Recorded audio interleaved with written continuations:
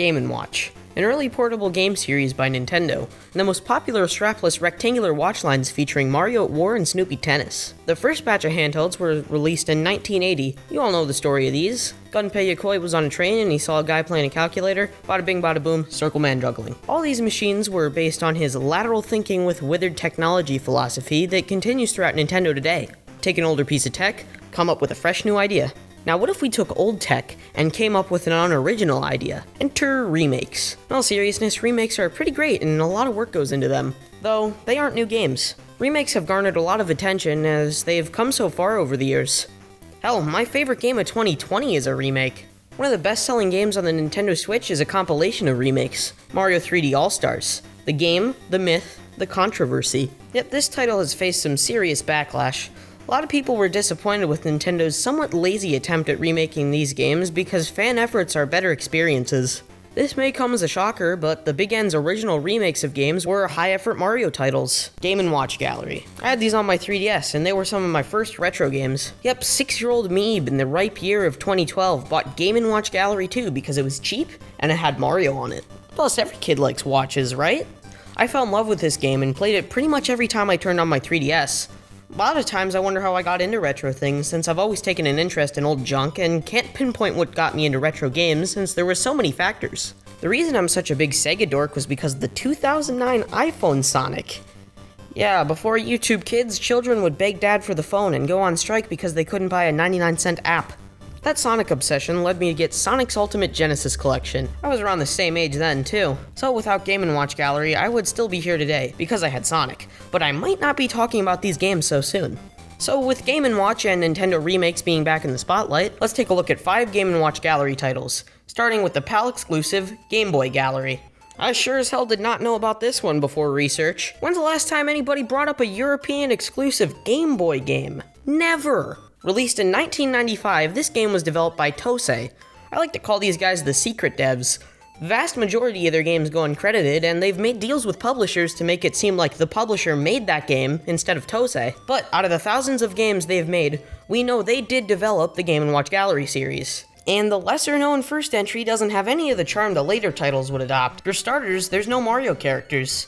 Just these generic as can be, terrifying children. I mean, look at the box. There's no way they could have stuck with this and made 4 more. Would you trust Mr. Game & Watch if they stuck with this redesign? I didn't think so. You most likely notice that this game is running off of a Super Game Boy. Every game in the series is SGB enhanced except 4, obviously.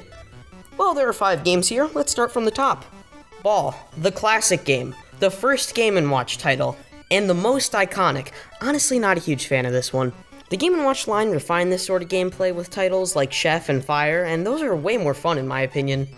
The gameplay for most of these is pretty self-explanatory. By seeing the gameplay, you can get an idea about what this is all about, but you'll really just have to get one of these in your hands and play them to see the appeal. The games have that classic arcade game design, making them pretty fun and addicting, but not all of them, because this one's just very basic and bland. Another thing to mention about Game Boy Gallery, there are no modern or classic modes. It's a mix of both. You got the terrifying updated visuals, but the gameplay is all the same. I don't know how much longer I can talk about Game & Watch Ball. 6 out of 10. Vermin. I quite like this one. Once you learn the pattern, it's pretty mindless, but sometimes a game where you can shut your brain off is quite nice. It has about the same depth as Ball, but it's a lot faster and a more exciting game, visually and gameplay-wise. Basically, it's whack-a-mole, and once you learn the pattern, which is pretty easy, you can just play forever. In this version of the game, every 100 points a little sprite goes across the screen and does a little dance, and then every 200 points a jingle plays, and this thing saying good goes across the screen. None of these bonuses were in Ball. Why are they here? Overall, Vermin is pretty solid. Not the best Game & Watch game, but I'm super biased. 9 out of 10. Flagman. I've never played this one before. I didn't unlock it in Game & Watch Gallery 3 initially. It's Simon. You know Simon. The electronic toy with the flashing lights. I like Simon, so Flagman is fun. But man, is this a lazy one. This is by far the easiest Game & Watch game they could have ported. Like yeah, all you do is memorize which flags he holds up and repeat it back. I'm getting mixed feelings on this one. It's a weak inclusion, but fun. 7 out of 10. Manhole, another classic title. This is the first game in the collection to be changed. They made the animation smooth, and it makes the game a lot harder. It's difficult to gauge when these people are gonna fall. And this is one of the harder Game & Watch titles anyways. Some Game & Watch games can get pretty hectic, and the fact that this one is more difficult makes it kind of frustrating. Manhole's fun, but not my favorite. Never really hooked me as much as the other Game & Watch titles. 6 out of 10. Mario Cement Factory. No, just Cement Factory. This is very odd. This is the only release of the game that straight up guts all the Mario theming. And to be fair, in the original there wasn't that much, but still. Did Nintendo not have the Mario license or something? Unlike a lot of people, I like Mario Cement Factory. I think it's enjoyable and not frustrating. This title has the most depth in the compilation. You gotta plan out your moves on the elevators and manage each cement container to score the maximum amount of points. While the timing can be pretty tricky at first, I got pretty good at it, and I don't see why many people can't seem to pick this game up as easily as I can. I recommend you give this game a shot, but not on this compilation. 9 out of 10. So that was Gameboy Gallery. Rough start if I do say so myself. The games here are fine, but there's nothing special about them. No Mario characters or any charm in that matter. Honestly, this feels like it could be a third-party licensed game. It's just not great. Now is probably a good time to mention the music. Oh god, the music. It's just annoying loops. And since you're going to be playing these games for a while, it just grates on your ears, man. You can turn it off, but it's almost worse. Just the sharp beeps at any high volume could give you a headache too. Like, come on, when playing Manhole, this music makes me feel like an idiot.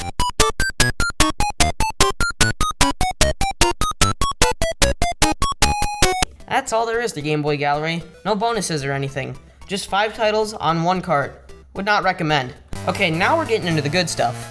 The original Game & Watch Gallery. Or Game Boy Gallery 2? So, a lot of people don't know how convoluted the names of the games in this series are. Here's a chart I found from GameBoyEssentials.com. In Europe and Australia, they got the original Game Boy Gallery. When the series went worldwide, Europe switched the name to Game & Watch Gallery and didn't have a number after it. In Japan, they stuck with the title Game Boy Gallery, the same name as the previous entry in Australia. Finally, in Australia, they had the game be called Game Boy Gallery 2.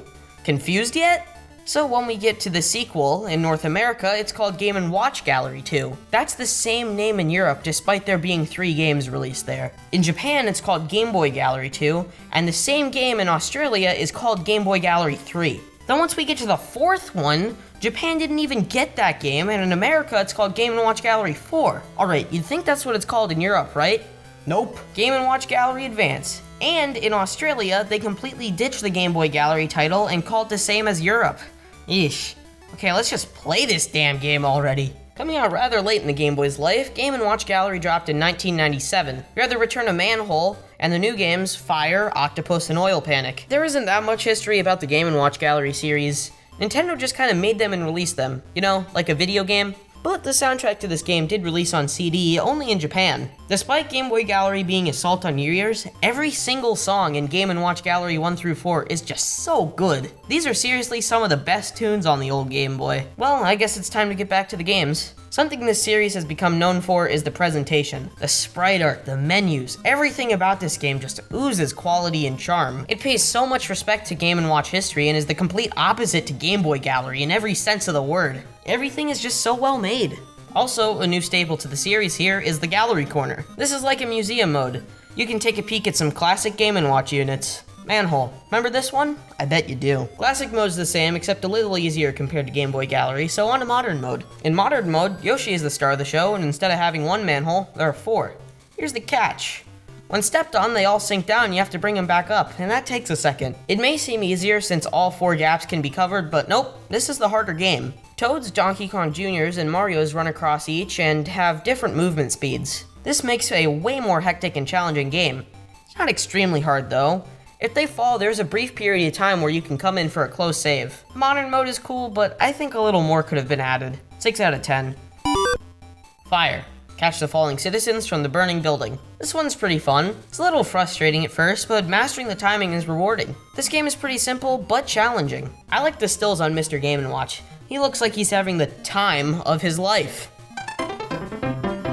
Modern mode is the same idea behind Manhole. Hell, you even rescue the same characters.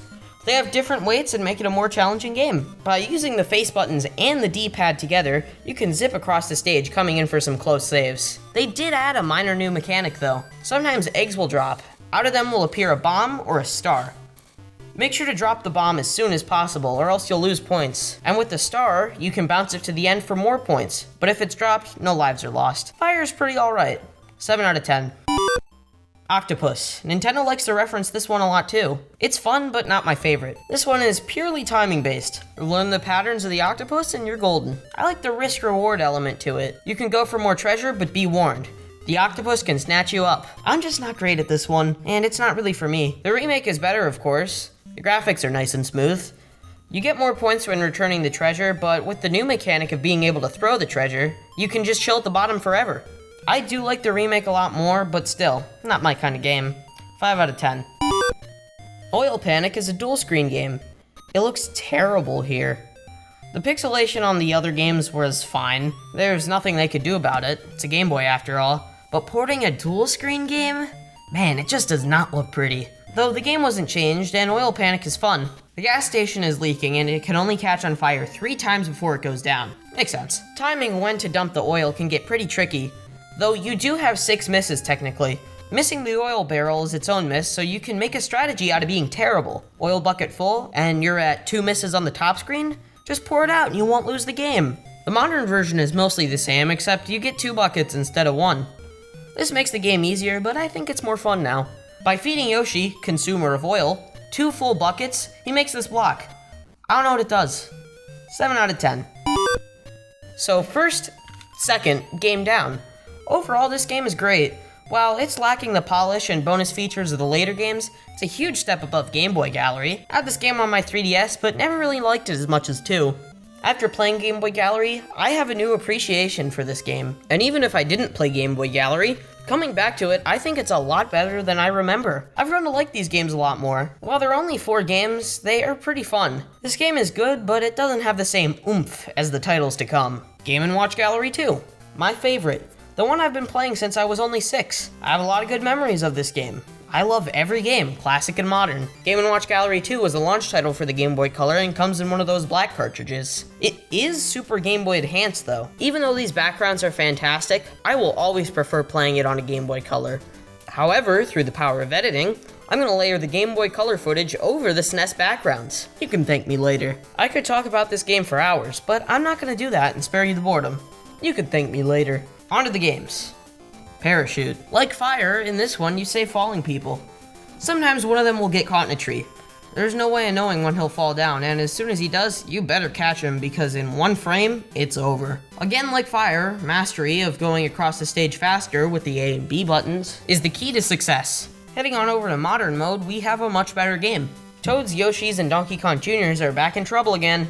And yet again, they have their own weights. Donkey Kong Jr.'s fall almost instantly, and Toads float for a while. There's also this cannon to the side. Sometimes one of them will be shot and fall twice as fast. Every 100 points, one of these eggs appear with a reward and a bomb. I enjoy this game a lot more than Fire. I find it to be much more replayable and less frustrating. It could be argued that it's just an easier version of Fire, but is that necessarily a bad thing? 8 out of 10. Helmet. Basically the opposite of Parachute. The Wrath of Home Depot falls from the sky, and you must get to your shed to take cover. Pretty lousy helmet if after 3 hits you die. This is my least favorite game here. It's just too simple and not as replayable. After about 3 minutes, I don't want to continue playing. Modern mode is substantially better. It adds a new mechanic that makes it a lot more fun. By hitting the P switch, a few coins will appear, and collecting them grants an extra point. Collect enough coins and get a star. Also, when you collect these coins, they play the Game Boy jingle, and that's super cool. Could have been better, but still pretty fun. 7 out of 10. Chef. I am a fan of this one. This was my favorite game, not the original one though. The remake is so much different and vastly superior. But let's look at the original first and see if it holds up. Well, to my surprise, the original Chef is extremely fun. I expected this to be kind of boring since it's just a remixed ball basically, but it feels completely different and way more enjoyable. All you have to do is not let the food hit the floor. But the way that is done is just so fun. Unlike a lot of Game & Watch games, you don't have to stand around waiting. You can zoom in at the very last second, scooping food up for a lot of close moments, which are quite exciting. While there isn't that much to this game, the gameplay and rhythm of the game is such a unique experience and something you can only have while playing it. I can't believe I didn't like this game when I was younger. It's so good. Well, now it's time for the remake. My favorite game out of the entire series. And yes, it's just as excellent as it ever was. Mario and Luigi toss up some food, and you gotta cook it for Yoshi. Each piece of food takes a certain amount of bounces to cook, and while Yoshi can eat food that isn't done, that's no way to rack up points. It's all about planning out a strategy in the moment, and figuring out when and where the food is gonna be done. The more you feed him, Yoshi will grow, lay, and hatch an egg with another Yoshi inside. Colors are bright, the music is fun and catchy. I could just play this one for hours and hours. What an excellent game. 10 out of 10. Vermin again. I already said I played it here, and I've played the original more, so here's the remake. The remake changes a lot with Vermin while keeping that same Game & Watch remake formula. Different enemy types are added, and now you protect some Yoshi eggs. Pretty much the same whack-a-mole gameplay, but I'm not nearly as good as the remake as I am on the original. On my first run in a long time on the original Vermin, I got almost 800 points. Then when I played the remake, I got less than 300. Instead of the whole 3-miss system, if one egg gets completely knocked out, it's all over. Vermin Remake is a fun one, but it doesn't have the same effect that the original does. Still, a fantastic game that I love. 9 out of 10. Donkey Kong. Game & Watch games based off of other games were usually their own thing. Case in point, Donkey Kong. This is a dual screener, but thankfully they added a feature where you can have one of the screens highlighted and swap between them. It feels kinda sluggish, unlike the fast-paced arcade action of Donkey Kong. You get a slower, critical thinking-based game. It's not bad, but no replacement for the arcade. Of course you jump over barrels, but you also have to avoid bonking your head on the scaffolding. Timing for making the final jump can be pretty tight, but oh boy, once you get all 4 jumps in, it is satisfying. While not my favorite, classic Game & Watch Donkey Kong is solid. But modern is a complete overhaul. It doesn't feel anything like the classic Game & Watch game. This is a fresh and fun interpretation. I love how seamless they made the screen transitions. Just go through a pipe, and you're there. If a barrel or two is going down the pipe, you can just slide by and not get hit. Throughout each stage are a handful of things to grab on to avoid barrels and turtles. At the top of the stage lies a switch that toggles the way up to the ape. Time your jumps and boom, gorilla down. I love all 3 stages, especially the third one. The detail on the clouds and colors used are just really appealing to me. This game is difficult, but rewarding and fun. 9 out of 10. We're not done just yet. The gallery mode on this game is way more robust. Let's go over that. While playing, you'll get some of these tips from Toad. They all end up on the message board. New messages appear at the top and float down to the store afterward. While a lot of these are fairly obvious, Toad keys you in on some secrets here and there. After collecting 5 stars, the music room's unlocked. Here you can listen to the game's fantastic tunes. Then we have a museum. A selection of Game & Watch units are on display with screenshots and blurbs on each. After 15 stars, you can unlock Ball. Ball is a 6 out of 10 game, but as you collect more stars, modern remakes of Ball are unlocked. You start with just Yoshi Ball, but eventually unlock Mario, Wario, and Koopa. Modern Ball is a pretty cool and neat inclusion. Could you tell this one was my favorite? I bet not. What makes this game so special is just how quality it is. The pixel art is luscious, the music is always a jam, and the game selection is just the absolute best for me. The unlockables and star collecting add incredible replayability each game, as unlocking new things and getting more messages is just an all-around fun time. Game & Watch Gallery 2 will always have a special place in my heart and be one of my all-time favorite retro games. Game & Watch Gallery 3 has a lot going for it. It was released in 1999, by the time the original Game Boy was on life support. Yet it's still in the black cart, but the sheer amount of content in this one is very impressive. This time, there are 5 games from the start, and 5 more to unlock. The unlockables are classic only, but going through the game, collecting more stars to pretty much double the content here is super cool. Sometimes when compilations have everything unlocked from the start, I have less of a reason to try out the other games. I love when games do this. Unlocking more games feels like building a virtual collection. Since this game came out on the Virtual Console at the end of 2015, I sadly didn't get very invested in it. Again, everything looks very pretty, and this being released later in the Game Boy Color's life, I think they did a way better job of adding color to everything. After all, Game & Watch Gallery 2 was a Game Boy Color launch title that was converted from a black and white cart. The new and improved gallery corner is so cool now. It's like this little mini-map that Mario runs around. Reminds me a lot of the Parappa 2 level select. I haven't played this title nearly as much as the last 2, so let's see if it lives up to the hype. Egg. So this is just Manhole again, kinda.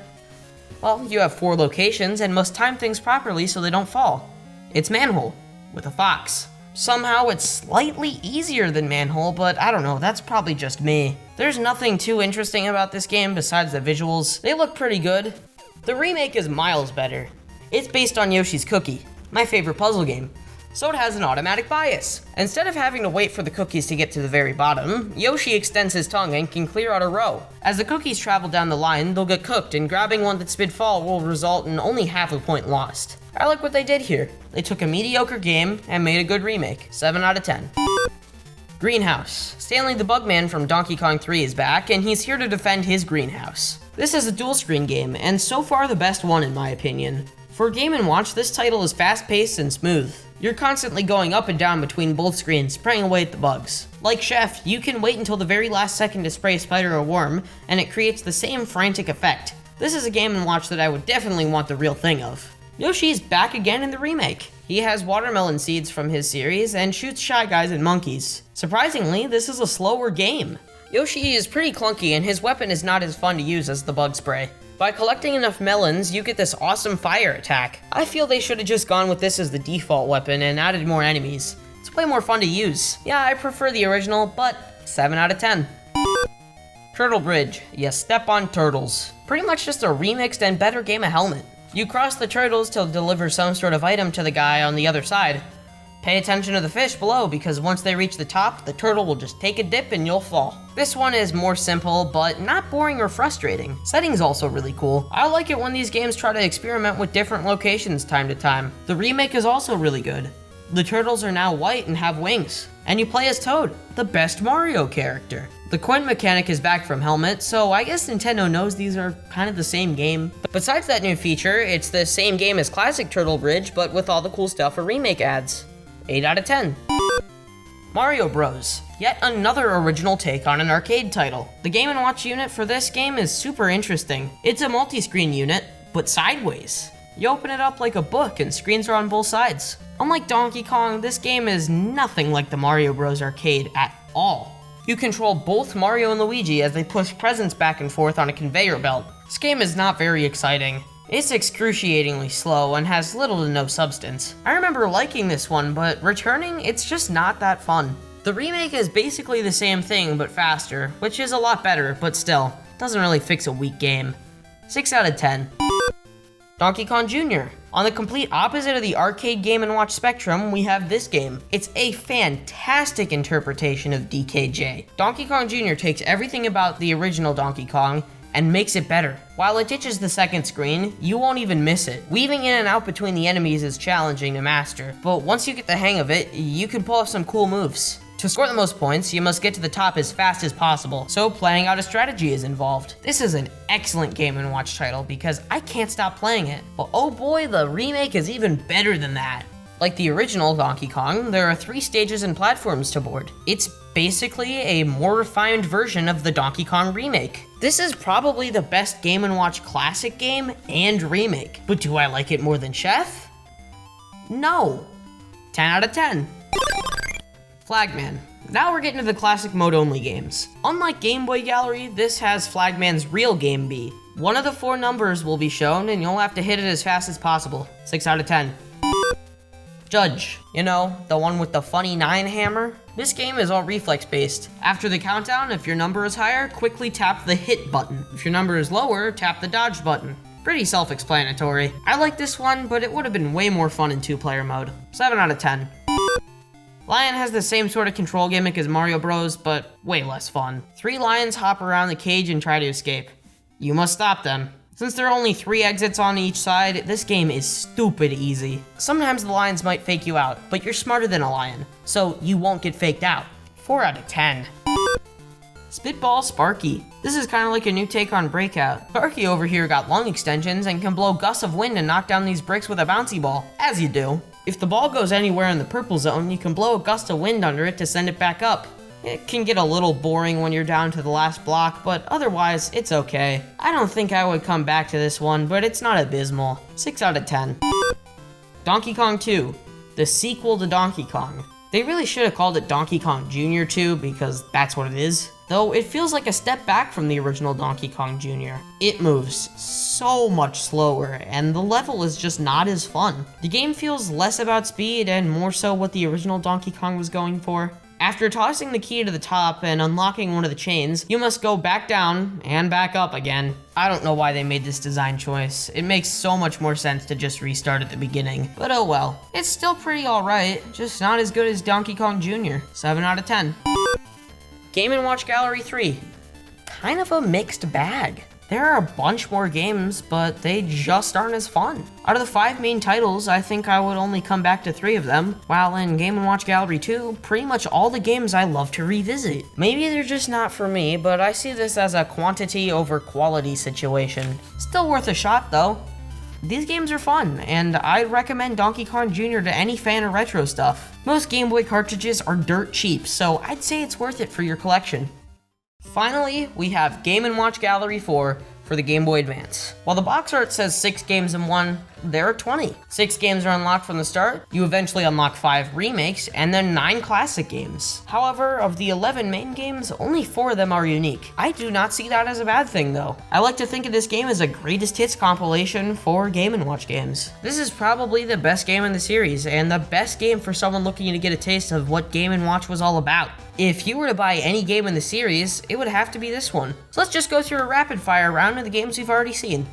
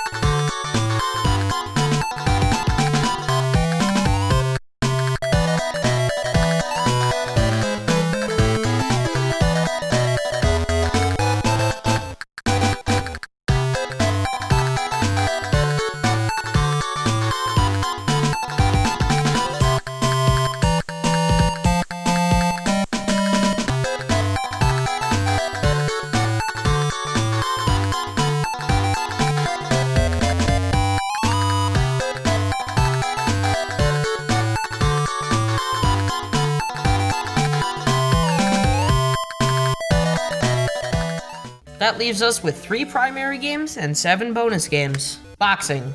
This game is incredibly easy. I just can't lose. Block, then punch, and you will never lose. Nintendo took this game and used it as the basis for Urban Champion. Do we have any Urban Champion fans in the audience? No?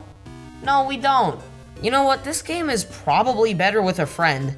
Hell, it was part of the Multiversus series of Game & Watch games that are supposed to be played with a buddy. The fun had here is probably the competition between the person you're playing with and the kind of bullshit you can pull off. The remake is the same game but with Luigi and Grey Pants Waluigi. I can't rate the multiplayer, but the single player offerings are a 5 out of 10. Rain Shower. Instead of taking your drying clothes inside, you must maneuver the clotheslines to avoid getting your shirts wet.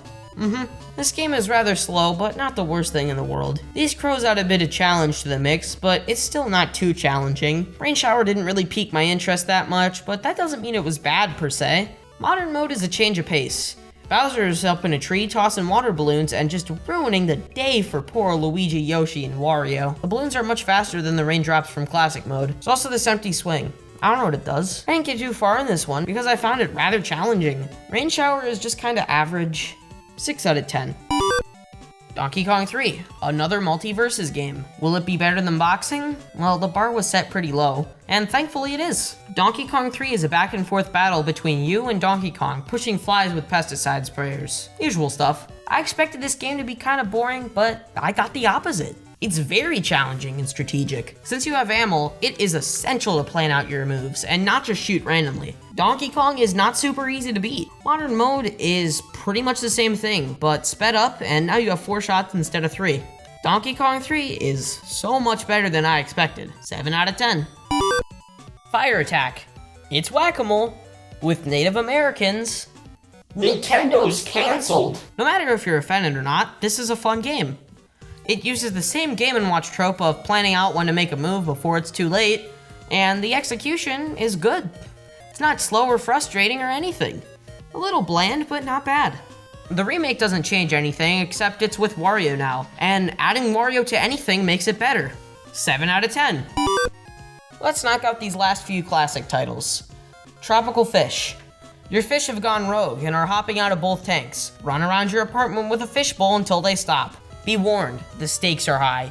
If you fail to catch a single fish, your killer cat will maul that sucker to death, leaving behind only its bones. While the gameplay may seem a little bit uninspired, it's just a cross between Fighter and Chef, which were already similar in their own right. I dig the aesthetic of this game. I love tropical settings. Summer vacations are always a good time. The art is some of the best of any Game & Watch unit. Your character has so much more detail and expression, and the background is very intricate and colorful. I've been wanting to own this game for quite some time, and its inclusion here is welcome. 8 out of 10. Mario's Bombs Away. So you know Mario, Italian plumber dude? Now put him in Vietnam. Surprisingly, this game is pretty damn good. So friendly plumber Mario is tasked with delivering bombs to this guy so they can plant them in the trees and blow up enemy troops. Well, these guys have torches, and if you collide the bomb with a torch, Mario runs all the way back, still holding the bomb. And his top half explodes, and we see his spine Mortal Kombat style. Raising and lowering the bomb between trees and predicting when you think the other guy will be ready to accept the bomb is fun, because pretty much every move here is cutting it close. There are so many obstacles. Hell, a guy is having a smoke on an oil barrel, but managing to get through and finally seeing the other guy grab the bomb is just so fun. This game doesn't get very boring, and the colorful visuals are a treat. 9 out of 10. Bomb Sweeper. Okay, another bomb game. Believe it or not, it's a puzzle game. It uses 2 screens, and to my knowledge, the only thing the top does is show cutscenes. Yes, you heard me right. Cutscenes in a Game & Watch game. Bomb Sweeper is a Sokoban type game where you have to figure out which walls to push to get to a bomb. Yeah, you only have to get to one of the 2 bombs. I love how creative this game is. The sprites are detailed and the game concept has not really been done before on a Game & Watch. 8 out of 10. Climber. So they tried to make an arcade-style platformer on an LCD game, and they succeeded? Yes, Climber is a platformer and a good one at that. You play as the fittingly named Climber, and you're on a quest to scale Block Mountain. There are a few weird-looking enemies, and when they walk off a ledge, they create more ledge. If you walk off a ledge instead of becoming blocks, you just die. While the game is primitive and the jump physics take a moment to get used to, I commend the effort they put into Climber. It's yet another unique Game & Watch game, and proves the genre can be done with the technology. 9 out of 10. Safe Buster. Catch the bombs so this thief can't bust the safe. This is the 3rd bomb-based game in the gallery. Is Nintendo trying to warn us? This game reminds me a lot of Kaboom on Atari. Not really a big fan of this one. There is not much to do here, and it's rather easy. Compared to the other bonus games here, it's lacking something. 6 out of 10. Lifeboat. It's just Parachute, but you have to let the people you save go to shore. So less fun Parachute. 7 out of 10. Zelda. On Game & Watch? I'm not your local Zelda expert. I've barely played any of the games, but from what I've heard, they got the Zelda experience on Game & Watch. You traverse dungeons looking for Triforce pieces, and the top of the screen is a little map. In each room, you have to fight battles, and some are more difficult and some are not. There are also a bunch of collectibles and other items to get. Unlike most Game & Watches, you can actually beat this game and see the ending. But did I? No. 7 out of 10. Game & Watch Gallery 4 is the one to get. It has all the best games from the previous compilation, plus a few bad ones, and great bonus titles. The gallery corner adds some fun incentives, and the content and quality are just through the roof. After this video, if you want to try out some Game & Watch games, for sure, pick up Game & Watch Gallery 4.